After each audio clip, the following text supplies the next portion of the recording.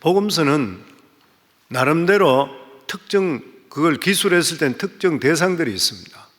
마태복음 유대인들을 위해서, 유대인 신자들을 위해서 마태복음이 정해진 것이죠. 누가복음은 헬라인 신자들을 위해서 누가복음이 적어졌습니다. 그런데 이 마가복음은 로마인 신자들을 위해서 적혀졌습니다. 어느 해설자는 이렇게 이야기했습니다. 마태복음, 누가복음, 요한복음은 복음서 안에 많은 교훈과 논쟁이 있기 때문에 방송으로 따진다면 정규 방송과 같다. 그런데 마가복음은 교훈이나 논쟁을 최소화하고 가급적이면 예수님께 행하신 일들을 중심으로 간략하게 기록이기 때문에 뉴스에 속한다, 속보에 속한다, 그렇게 평했습니다. 그리고 마가복음은 마가가 기록했는데 마가는 베드로의 통역관으로 로마에 따라다녔습니다. 그래서 베드로의 통역을 모두 다 통역을 했던 것이에요. 설교를. 그러다가 베드로가 숨겨갖고 죽게 되었을 때에 여러 사람들이 마가에게 베드로가 했던 설교를 문서화해달라고 부탁을 했던 것이에요. 그래서 마가가 베드로의 설교를 기억해서 마가복음을 기록했습니다. 그러니까 일명 이 마가복음을 보고 그래서 베드로복음이라 부른 이유가 거기에 있는 것입니다. 원래 베드로는 어부 출신이고 단순한 사람이기 때문에 마가복음은 거기다가 이야기 중심적으로 되어 있습니다. 오늘 여기 말씀을 오늘 읽어볼 때에 우리들은 오랫동안 하나님 나라를 이원적으로 생각하며 살았습니다. 즉 이 세상 나라와 하나님 나라는 완전히 구별되는 두 개의 나라라 생각했던 것이에요. 우리가 눈으로 보는 이 세상은 세상 나라이고 육적인 나라, 현실의 나라라. 거기에 비해서 하나님 나라는 비물질적인 나라라. 이렇게 생각을 했습니다. 그래서 우리가 하나님 나라에 들어갈 수 있는 유일한 방법이 뭐냐? 죽는 길밖에 없다. 이렇게 생각을 했던 것이에요. 그것도 그냥 죽어서 되는 일이 아니라 죽기 전에 믿음이 좋아야 되고 선행을 많이 쌓아야 된다. 이렇게 생각을 했던 것입니다. 오늘날도 수많은 그리스도인들이 이런 생각을 지금도 생활 속에 지배하고 있는 것이에요. 내가 이렇게 살아가는 것은 이 세상에 어쩔 수 없이 묻혀 살지만 내가 죽으면 천국 간다.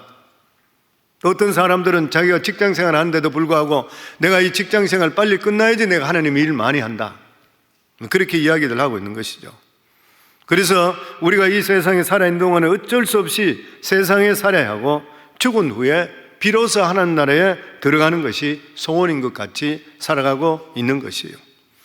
그러나 하나님 나라와 세상 나라를 이분식으로 생각하는 사고방식을 깨뜨린 분이 누구시냐면 예수 그리스도이십니다. 왜냐하면 예수님께 이 세상에 오시는 것이 하나님 나라를 찾아왔다, 하나님 나라를 가져왔다, 그렇게 말씀하셨기 때문인 것이에요. 즉 이 세상은 어디까지나 세상 나라이고 하나님 나라는 주어서 가는 나라가 아닌 것이라 우리가 이 세상에도 하나님 나라에 들어갈 수가 있고 하나님의 사람으로 살 수가 있다는 것이에요. 보통 나라라고 하면은 영토와 주권을 의미합니다. 영토가 있어야 되고 주권이 있어야 됩니다. 그리고 나라를 유지하는 데 가장 중요한 것이 군대인 것이에요. 그렇지 않으면 나라를 빼앗겨 버리는 것이에요. 그런데 하나님 나라는 영토와 주권과 군대로 이루어지지 않았습니다. 하나님 나라의 가장 중요한 요소가 뭐냐면 하나님 말씀입니다. 왜냐하면 하나님 말씀이 선포되고 사람이 하나님 말씀을 믿게 될 때에 그 사람 마음속에 하나님 나라가 임하기 때문인 것이에요. 그러므로 하나님 이 예수 그리스도의 말씀이 선포된 하나님 나라에 가장 중요한 것이 뭐냐면 하나님 말씀인 것입니다. 하나님 말씀을 듣고 믿는 것이에요. 그 결과 우리 속에 죄 용서함과 하나님의 능력이 임하게 되어 있는 것입니다. 이게 바로 하나님 나라가 우리 속에 임하는 것입니다. 예수님은 하나님 나라를 이원론이 아니라 이원론적으로 선포하셨습니다. 즉 하나님 나라는 죽어서 가는 비물질적이고 비육체적인 나라가 아니라 우리가 이 세상에 얼마든지 하나님 나라에 속할 수 있고 하나님의 능력을 받을 수가 있다는 것이에요. 그러면은 예수님은 어떻게 하나님 나라를 시작했습니까? 예수님은 그냥 하나님 말씀을 선포함으로써 이 세상에 하나님 나라가 시작이 되었습니다. 보통 나라를 통치하는데 정권의 이 정통성과 통치의 효율성이 있어야 됩니다. 옛날에 전두환 정권이 실제적으로 정치는 잘했다 그래요. 그런데 존경받지 못하고 계속 문제가 됐던 것이 뭐냐면 쿠데타로 인해서 정통성을 인정받지 못했기 때문이라고 그래요.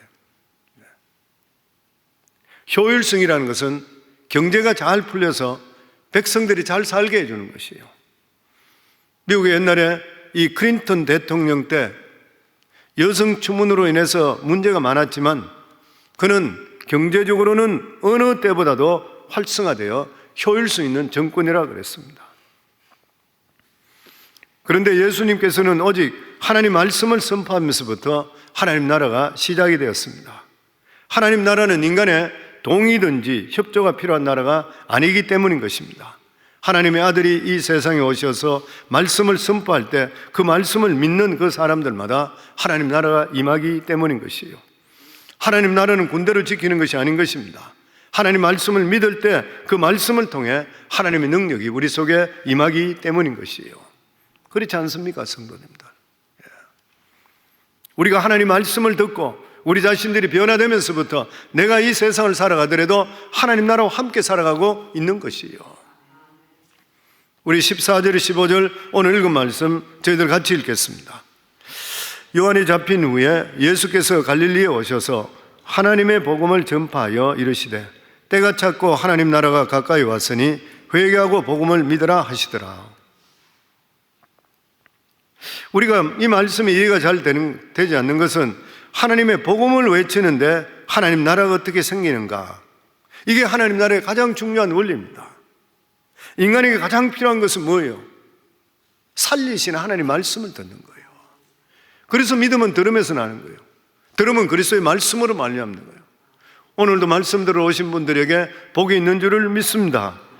인간이 왜냐하면 가장 필요한 것이 하나님의 말씀 듣는 거예요.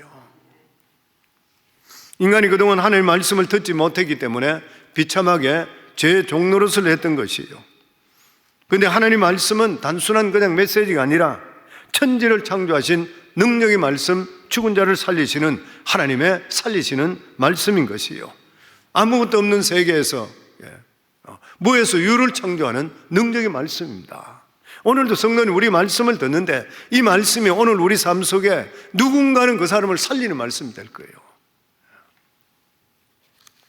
예수님은 오늘 이 14절에 15절에 있는 이 짧은 말씀을 통해 세 가지를 말씀하고 있습니다. 그 첫 번째가 뭐냐면은 때가 찼다. 이르시되 때가 찼고, 때가 찼다. 이 말씀은 하나님이 오래전에 정하시던 그때가 드디어 왔다. 하나님께서 인간에 대한 이 태도는 두 가지로 나눌 수 있습니다. 기다리는 시간이시죠. 인간이 죄라는 죄를 다 지어도 하나님께 지켜보시고 계십니다. 기다리시고 계십니다. 그 다음 시기 뭐냐면은 하나님께서 갑자기 구원의 역사를 우리에게 일으켜 세워 주시는 것이에요. 이때는 오직 하나님의 구원만 믿기만 믿으면 다 구원받는 것이에요. 그래서 예수님께서는 예수님이 오신 것이 기다리시다가 드디어 구원의 때가 왔다는 것이죠. 하나님이 이렇게 오랫동안 인간을 버려 두셨던 그런 이유가 뭐냐면은 인간은 스스로 구원받을 수 있는 가능이 1%만 있다를 하나님 안 믿습니다.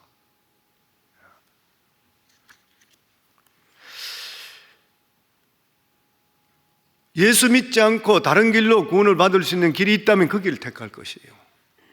왜냐하면 예수 믿고 구원받는 게 상식이 안 맞아요. 인간의 생각하고 안 맞는 일인 거예요. 어쨌든 인간이 무엇이라도 자기가 뭔가 조금이라도 해서 거기에서 조금이라도 자기 걸 첨부해서 구원받아야지 자기가 구원받는 기분이 드는 거예요. 근데 예수 그리스도를 믿음을 통해 구원받는 것은 인간으로 생각할 때 부끄러운 일이야. 상식이 안 맞는 일이에요. 그래서 하나님이 버려두시는 것이에요. 도저히 우리 힘으로 구원받을 수 없다는 것을 알게 될 때 예수 믿게 됩니다. 그리고 둘째로는 회개하라 그렇게 말씀합니다. 회개하라는 것이 무슨 뜻이에요? 우리의 태도를 바꿔라는 것입니다. 특히 예수 믿는 데는 회개는 너무나 중요한 것이에요. 왜 그러냐? 우리는 항상 우리의 세상의 행복을 위해 우리는 살았던 것이요. 그리고 하나님 믿는 데 대해서는 관심을 갖지를 않고 적대적으로 오히려 살았습니다. 우리는 이 세상에 살아갈 때에 죄와 적당히 타협하고 사는 것이 굉장히 편합니다. 거짓말도 적당히 하고 이런 것들이 편하고 당연한 것이에요. 그런데 예수 믿는 순간에 이 모든 것이 죄가 되는 것이에요. 다 버려야 됩니다. 버리는 것이에요. 그러니까 우리가 예수 믿는다는 것은 세상적인 바라보는 행복과 성공과 모든 습관과 행동을 버려야 되는 것이에요. 우리가 이 세상에 다 끊어버리고 새로운 하나님의 백성으로 새로 태어나는 것이에요. 이전 것은 지나갔으니 보라 새 것이 되었도다. 다른 말로 이라면 회개입니다. 회개. 우리가 회개한다는 것이죠. 사도 바울은 유대인들이 인정하는 최고 악보를 자랑했고 그리고 기독교인들을 적대적으로 살아왔습니다. 그런데 그는 예수님을 만난 후 다메섹 도상에서 부활하신 예수 그리스도를 만난 후에 모든 세상 자랑 버려버리고 세상의 모든 출세 야망 버려버리고 하나님의 복음과 그리고 하나님 백성들 위해 살게 되었습니다. 이게 회개인 것이에요.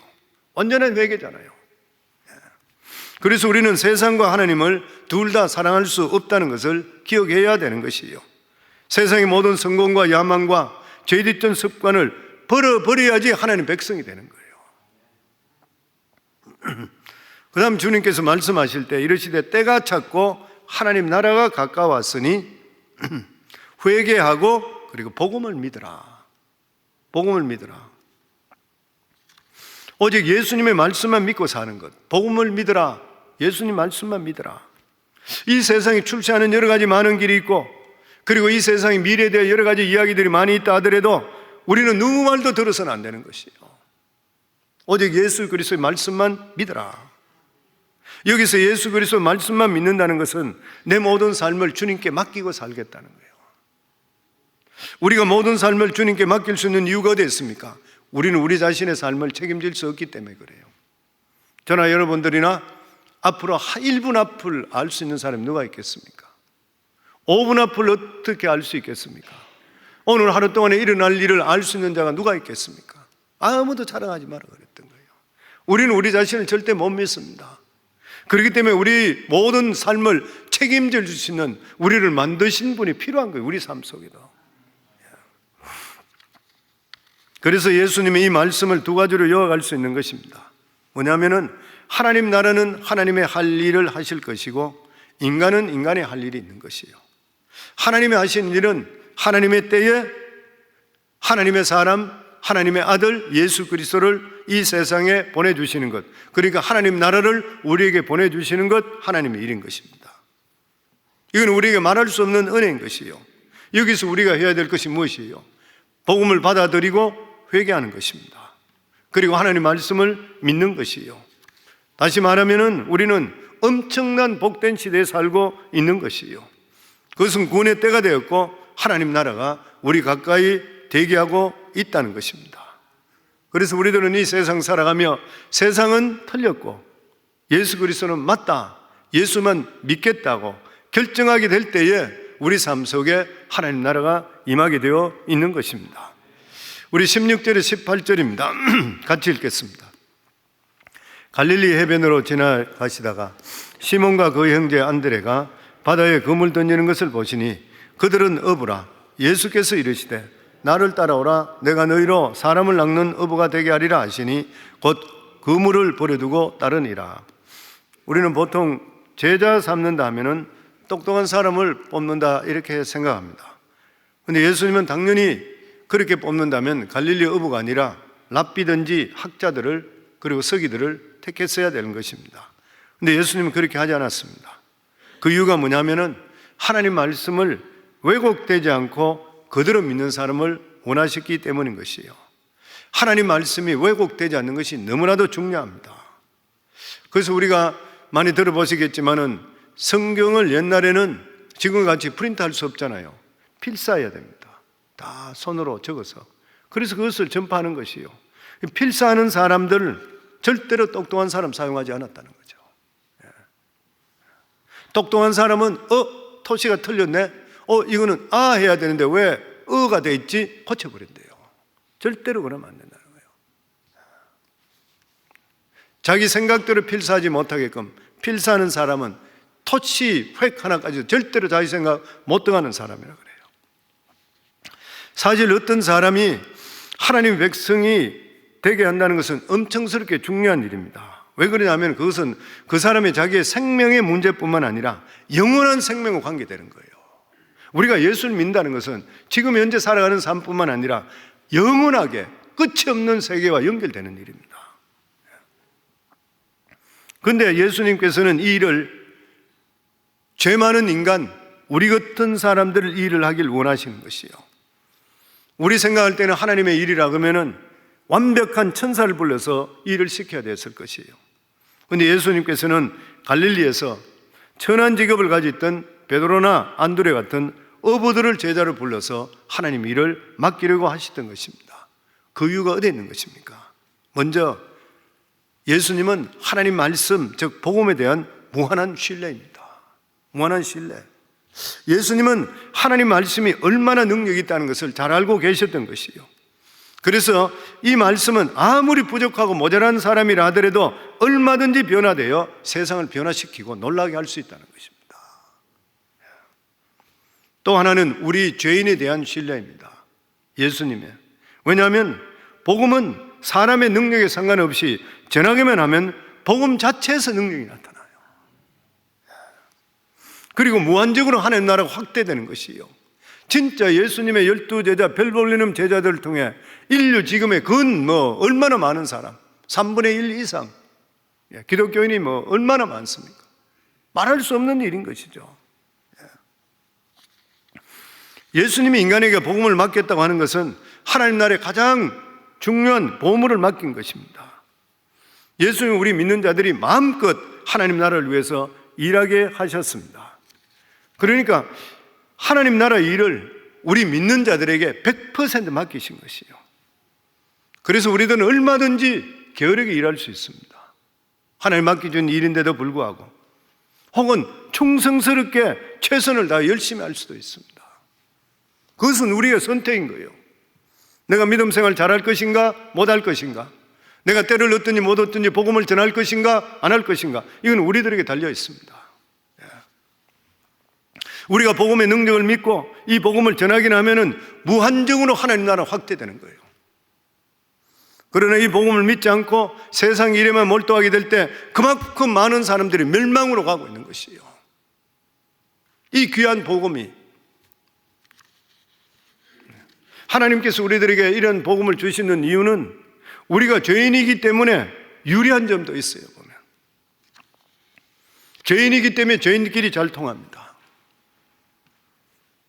우리 같은 죄인들이 구원받아 하나님의 종이 되었다면, 죄인 중에서 진정으로 회개하고 은혜를 체험한다면 구원받지 못할 사람이 아무도 없는 것이죠. 예를 들어 예수님의 제자 중에 마태 같은 세리가 있었기 때문에 많은 세리들이 예수를 믿었습니다. 또 예수님 제자 중에 살로딘 유다 같은 사람, 이 사람 운동권인 것이에요. 극렬한 극렬주의자입니다. 이 사람이 있었기 때문에 예수님 제자들, 나중에 예수 믿는 사람 중에 이런 사람들이 수도 없이 많았던 것이에요. 더욱이나 이 세상 사람들이 놀라게 된 것은 우리가 예수 믿고 난 후에 변화된 그런 모습입니다. 우리는 예수 믿기 전에는 다 방탕하고 방황하면서 이 세상을 살았던 죄인들인 것이에요. 그런데 예수 믿고 나서 완전히 딴 사람이 돼요. 우리가 믿음으로 살아가는 그런 모습, 세상 사람들이 볼 때는 말은 하지 않지만 매력을 느끼는 것이에요. 우리는 세상 사람들에게 분명히 약속할 수 있는 것이 있습니다. 그것은 너희도 예수 믿으면 나와 같이 이렇게 변할 수 있다는 것이요. 아니, 나보다 훨씬 더 변할 수 있다는 거예요. 예수께서 말씀하시되 먼저 된 자가 나중되고 나중된 자가 먼저 된다는 말씀이 있기 때문인 것이요. 내가 목회를 해봐도 그렇고 성도님도 느끼는 것이 그 말씀일 것이에요. 저는 이번에 한국 가서 친척들에게 복음을 전할 때, 수십 년을 만났던 그런 복음을 전할 때도 그런 이야기 했습니다. 네가 믿으니까 나도 믿겠다. 그 이야기 할 때 나 정도 믿는 것이 아니라 훨씬 더 잘 믿을 수 있습니다. 왜냐하면 성경 말씀에 나중된 자가 먼저 된다 그랬습니다. 누구든지 진실하게 말씀을 믿게 될 때는 하나님의 역사는 그 사람과 함께 합니다. 누구든지 그렇다는 것이죠.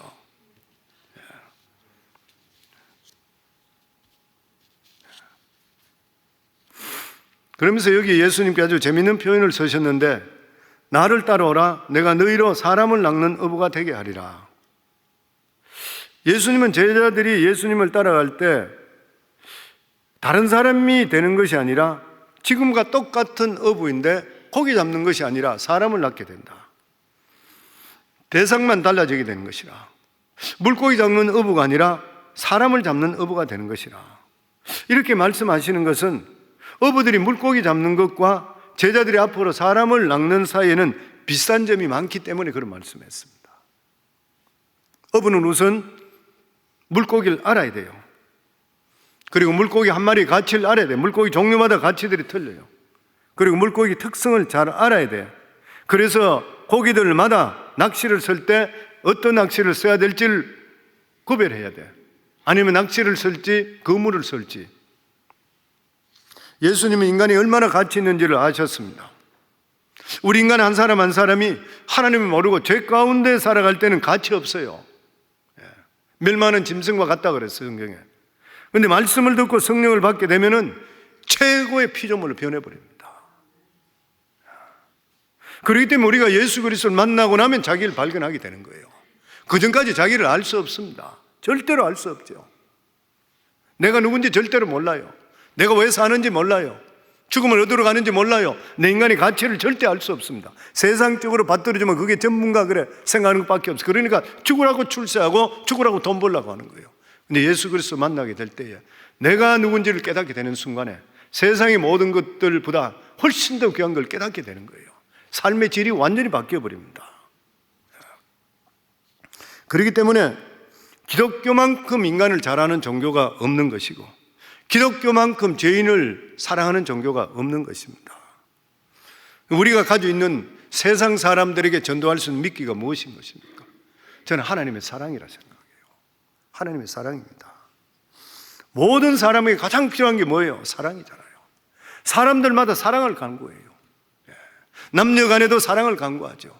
부부 간에 살아가면서 사랑을 간구하죠. 형제 자매 간에도 사랑을 간구하죠. 누구든지 사랑입니다. 사랑만 주면 다 마음들이 풀어져요. 그 사랑 중에 가장 중요한 사랑이 뭐예요? 하나님의 사랑이라. 그래서 복음을 전가할 때 가장 먼저 뭐예요? 하나님께 당신을 사랑하십니다. 그 말씀이잖아요. 나 같은 나도 진짜 사랑해요? 예, 하나님 사랑하십니다. 이게 하나님 마음, 이 말씀 때문에 마음을 여는, 그러면서 복음이 전거되는 것이에요. 보면 우리에게 뭐가 있어요? 우리가 받았는 하나님의 사랑이 있잖아요. 이 각 사람을 있는 그대로 존중하고 존귀한 하나님의 형상으로 치료받은 하나님의 사람, 이런 사랑을 가지고 있는 것이에요.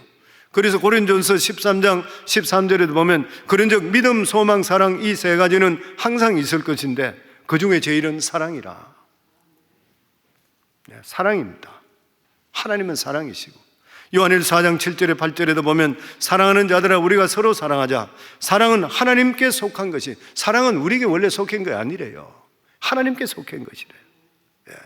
사랑하는 자마다 하나님께로 나서 하나님을 알고 사랑하지 않는 자는 하나님을 알지 못하나니 이는 하나님은 사랑이십니다.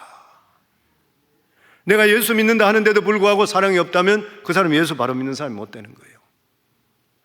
내가 하나님을 안다고 그렇게 하는데도 불구하고 사랑스러운 삶을 살지 못하면 아닌 거예요. 그러니까 우리 예수 믿고 구원받는 하나님의 자녀들은 가정이 당연히 사랑하며 살아야 돼. 주위 사람에도 사랑하며 살아야 돼. 보여줘야 돼요. 교회 와서 열심히 예배만 드리고 기도한다고 해야 그 사람이 올바른 신앙인이 되는 게 아닌 것인가요? 내 삶 속에서 하나님의 역사 속에 하나님의 나라가 내 삶에, 내 가정 속에, 내 자녀 속에, 내 주위 속에 임할 수가 있어야 돼요. 이게 하나님 나라잖아요. 꼭 죽으면 천국 가서 이루어지는 것이 아니라, 그리고 우리가 사랑을 전달할 때 생명이 전달됩니다. 뭐 그런 이야기 있잖아요. 보면 일본의 파동학자인 에모드 마사로 물은 답을 알고 있다, 뭐 이 책 많이 읽어봤을 것이에요. 책에 의하면 물로 사랑에 반응한다. 물을 향해 너 죽어버리라 하면 물의 육각형 그 결정체가 무너진대요. 부서진대요. 현미경으로 보면 물을 컵에 달아놓고 거기다가 악마라고 붙여놓게 되면 결정체가 진짜로 흉하게 무서져 버린대. 근데 물을 보고 나서 고맙다, 감사하다, 긍정적인 말을 하게 되면 아름다운 육각형을 띠게 되고, 물을 보고 나서 너 물아 너 정말 사랑해 그러면 진짜 아름답게 바뀐대요. 물이 그렇대요. 사랑의 주파수가 물에 영향을 끼치기 때문이라 그렇게 이야기했습니다. 사랑이 없는 물도 사랑을 받으면 생계가 나고 아름다워져요. 근데 우리 인간의 육체는 어떻습니까? 60%가 물이라 그래요. 우리 몸을 이루고 있는 것이. 몸은 60%가 물로 되어 있어요. 이러한 사람이 서로 살아가면서 미워하고 저주하고, 좋지 못한 말을 하고 분노하게 되고 그래 되는 것 같으면 내 마음 속에 있는 이러한 모든 것들이 흉악하고 무질서에 구멍이 뻥뻥 뚫리는 것이에요. 그렇기 때문에 우리들은 항상 사람들을 격려하고 사랑합니다. 감사합니다. 당신 대단하십니다. 이런 말들이 진짜 필요한 거예요. 그러면 살아나는 거예요. 내가 몸도 살고 병도 치유되고 다 같은 것이 우리 속에 일어나게 되어 있는 것이에요. 사랑이 이만큼 중요한 것이에요. 이렇게 우리가 할 수 있는 것을 하나님께 우리가 말로서 표현으로 주셨는 것이에요. 그렇기 때문에 우리 예수 믿는 사람은 살아가는 삶이 항상 감사하고 긍정적으로 살고 사랑하는 모습들을 보여줘야 돼요. 자녀들 교육 따로 없잖아요. 아무리 자녀들이 좋은 대학을 다닌다 하더라도 부모가 사랑하는 모습 보여주지 않으면 깨져가 있는 게 아이들이 속에 깨져 있어요. 보면 상처가 있는 것이에요. 보면 주님께서 그 말씀을 하고 계십니다. 너희가 세상에 전할 수 있는 게 뭐냐? 사랑받았잖냐? 그 사랑을 보여주라. 이게 최고 믿기라. 두 번째는 우리가 가지고 있는 믿기가 뭐인 것이요? 믿음 안에 정결하게 살아가는 삶입니다. 깨끗한 삶을 사는 것이요, 방탕하지 않고 올바른 삶을 살아가는 그런 삶인 것이에요. 보면 깨끗하게 산다 그러면 사람들은 매력을 느낍니다. 거룩하게 산다 그러면은 사람들이 볼 때 매력을 느끼게 되어 있는 것이요. 우리 모두 다가 예수 그리스도의 보혈을 통해서 성령 받고 나서 깨끗함, 거룩함을 받은 자들인 거예요. 이걸 우리가 끊임없이 계속 추구해야 되는 것이에요. 이것이 볼 때 사람들이 볼 때 매력적으로 보이는 것이고 하나님의 능력적으로 보이는 것이에요. 우리 삶이. 뿐만 아니라 고난 속에 있는데도 불구하고 우리들은 감사하고 긍정적으로 살아가는 모습, 사람들이 관심을 갖게 됩니다. 제가 그런 이야기 전에도 해드렸는데, 제가 회계 사무실 운영할 때 손님 하나가 항상 기억나요. 뭐 한 사람, 두 사람이 기억나구나. 한 사람은 교회 장로님인데 항상 나한테 와 할 때, 세금보고 할 때도 원망 불평하고 얼굴에 내천자가 깔려있어. 이 사람이 왜 장로가 됐나 이런 생각될 때 너무 많았어요. 그 사람 볼 때요. 근데 딴 사람 하나 안수 집사님인데 뭐 수입이 많은 사람 아니에요. 사이딩하고 이런 사람들.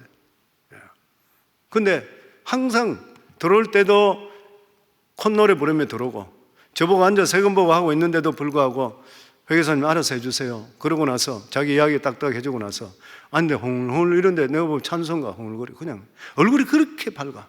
그래서 내가 뭐 이스님 교회 안수 집사님이라 그랬는데 뭐가 그리 좋아요? 너무 기쁩니다. 너무 감사합니다. 그 수입을 이래 보면은 뭐 그렇게 수입 그렇지 많지 않아요. 그 당시에 뭐 노동하는데 수입이 그리 많지는 않았는데, 근데도 얼굴이 환하고 항상 기뻐. 그 사람 앞에 앉아있으면 나도 기분이 좋은 거예요. 나도 기분이 좋아져. 다른 한 분은 인상 찡그리고 있으면 나도 자꾸 얼굴이 찡그려져. 우리 믿는 자들, 우리 내 살아가는 삶이 감사하고 기뻐하고 고난이 있다 한다 하는데도 불구하고, 어려움이 있는데도 불구하고 하나님의 선하심을 믿기 때문에 내 입술로 감사하고 밝은 얼굴로 살아갈 때 주위 사람들이 깜짝 놀라고 매력을 느끼게 되잖아요. 사랑하는 귀한 성도님들, 우리들은 하나님께 주시는 예수 그리스도의 보혈의 피를 통해 하나님 나라가 우리 속에 이미 임해 있는 것입니다. 우리가 죽어서 꼭 천국 가는 것이 아니라 내 살아가는 내 삶에서, 내 가정 속에서, 내 직장 속에서, 사람 관계 속에서 하나님 나라가 임할 수가 있어야 되는 것이에요. 그리고 이런 일들을 사람들에게 보이면서 그들에게 복음을 전가하는데 우리의 주시는 미끼가 무엇이에요? 이 사람을 낚는 미끼가 사랑이잖아요. 사랑. 딴 사람 사랑할 수 없는데 우리는 사랑할 수 있어야 돼요. 그리고 우리 속에 거룩함입니다. 깨끗함입니다. 성결함인 것이죠. 보여줘야 되는 것이죠. 고난과 어려움 속에서도 하나님을 의지하기 때문에 우리 속에는 평정감을 가지고 감사하는 이러한 삶을 보여주게 될 때에 수많은 사람들이 그 모습 보고 복음이 전도되고 하나님의 역사가 임하게 되고 정말 나중된 자가 먼저 될 수 있는 이러한 복들을 우리가 전할 수 있는 그러한 자라는 것을 깨달으시고 우리 삶에 이러한 삶을 사시고 때를 얻든지 못 얻든지 간에 이러한 미끼를 던지시고 이러한 삶을 살아 하나님께서 기뻐하시는 삶을 살기를 주 이름으로 축원합니다.